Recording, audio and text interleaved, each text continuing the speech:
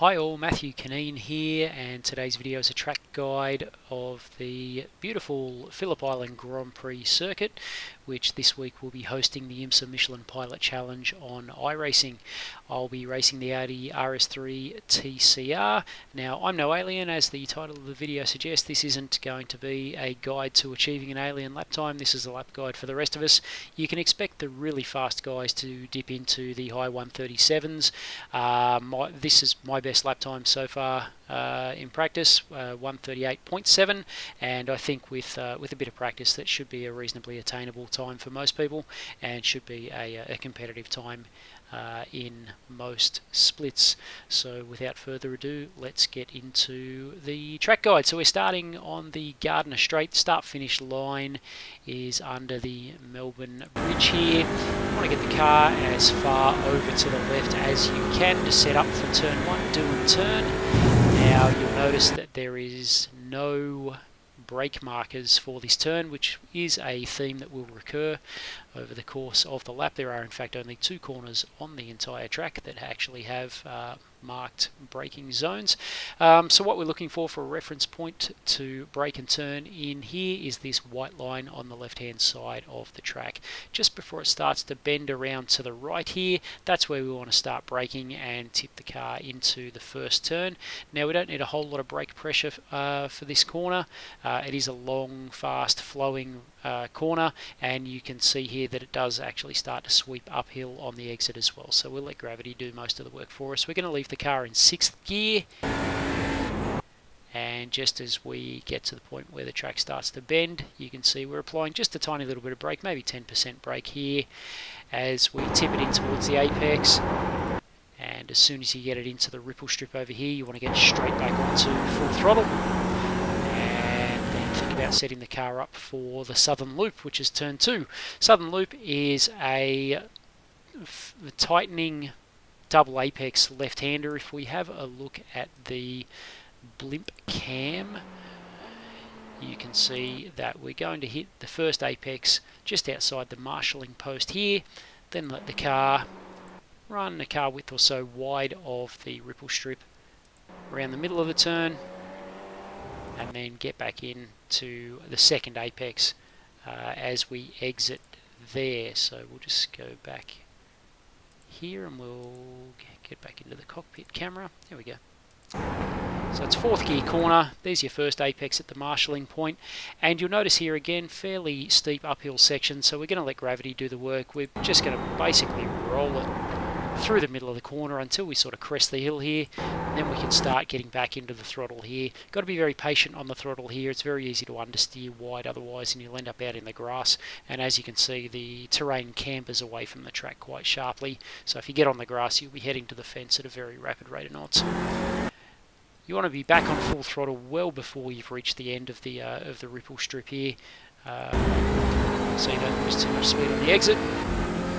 Right out to the outside of the track here, flat out through Stoner Curve, into 6th at the apex, and up towards Honda, which is the slowest corner on the track, and the first of, again, only 2 corners that actually have the braking zones marked. So you got the 100, 150 metre boards here. You want to brake right in the middle of them, right at about 125 metres, and we're going to be hard on the brakes, almost 100% braking here. All your hard braking in a straight line, down to 3rd gear, and then start rolling out of the brakes, trail brake into a fairly early apex, and again you'll see we're basically just going to coast the car through the middle of the corner, and then just very gently start rolling into the throttle as we exit. Now you want to stay away from this AstroTurf on the outside of the track. You won't get a 1x if you go out there, but if you get into the dirt on the end here, as well as losing time because you'll be spinning the wheels, you will get a 1x there. So you want to stay away from that if you can. Go back to our cockpit. And then we're going to get straight across the right hand side of the track, because the next corner is the left-hander at Siberia. It's a very long left-hand corner. The exit is completely blind from the apex as well, so it's a bit of a tricky corner to get right. The braking point for this corner is at the end of this triangular bit of concrete at the end of the ripple strip. You'll be in 4th gear, and we're just going to trail brake, down into third gear, into a fairly early apex, and then as you can just get straight onto the throttle. You can't see the exit of the turn from the apex, but you can get into the throttle very early, full throttle. Just trust that the car's going to wind up on the outside of the track. Try not to carry too much speed through there. If you do drop a wheel into the dirt on the outside here, it will take you a long time to wrestle the car back onto the black stuff. You'll lose a lot of time there, so stay away from that. Flat out all the way up around Hayshed. And now we want to get the car over to the right hand side of the track as we set up for Lukey Heights. Once again, no braking points, no real reference points as well. You'll be doing this just by feel and by memory. You don't need the car all the way over to the right hand side. You can see it gets a little easier as the day goes on, but there's a seam in the asphalt up the middle of the road here. You want the left hand wheels of the car basically on that seam as you turn in, and I use the shift lights at the top of 5th gear as an indicator for when I need to start slowing down and setting up to turn into Lukey Heights. Once again, it's going to be an uphill braking zone, so we don't really need much in the way of brakes for this one. Just got to wash off a little bit of speed. There you go. You can see we've really only got 10% brake on here. Get it into the apex, back into 4th gear. Hug the inside of the turn really tight, roll it back into the throttle here, back into 5th, and now we're going to set up for MG. Now the braking point for MG, you want to brake right on the crest of the hill here. It is tempting to use the 50 metre board, but that 50 metre board is actually over the crest of the hill. The car will be fully on the downhill part of the track if you use the 50 metre board, and if you hit the brakes there, it's going to be a very hard braking zone. And if you hit the brakes after you've crested the hill, then the back of the car is going to get very, very light. So you want to crest right on the brake, on the point of. You want to brake right on the crest of the hill. There we go. And again, almost 100% brake, just like Honda. Almost 100% brakes here. Down into 3rd, trail brake it into a very early apex here.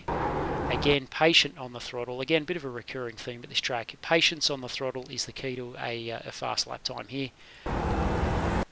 And then we get on the gas for the exit. You don't want to run too wide. Again, there's some AstroTurf on the outside of the circuit here. You can get into that. You won't get a 1X, but because the next corner comes up really quickly and it's quite a sharp left-hander, if you're out here in the AstroTurf, it's really hard to get far enough over on the right-hand side to carry enough speed through this left-hander here, and you really stuff your run onto the main straight. So go back to the cockpit camera here. Here we go. So into 4th gear, and you can see we're just feathering the throttle just to keep the nose pinned to the inside. Very easy to wash wide if you keep it flat there. So just keep feathering the throttle, keep it pinned to the inside of the turn. Now we're back on full throttle. As we head up to the last turn, as usual, absolutely nothing in the way of braking markers or reference points for when to turn in. So you'll just be doing this one completely by feel and by memory as well. Tempting to think you can go through this corner flat out, but you can't. If you try, you will end up scrubbing wide and you'll be out in the grass as you come onto the main straight. So once again, we're just going to feather the throttle as we tip it in, and we're looking for the marshalling post here being the apex, and you want to be on full throttle by the time you get there. So feather the throttle, get it into the apex, straight back onto full throttle, maximum speed onto the straight, back onto the Gardner straight, and that's a lap of Phillip Island in 1 minute 38.7 seconds. So what we'll do now is we'll go back and we'll have a look at a view, at the cockpit view, and I'll shut up so you don't have to listen to me and keep on stopping starting, and then we'll do another replay for lap from the TV cameras just because I think it looks cool. So I'm going to shut up now. Enjoy the rest of the video. Thanks very much for watching.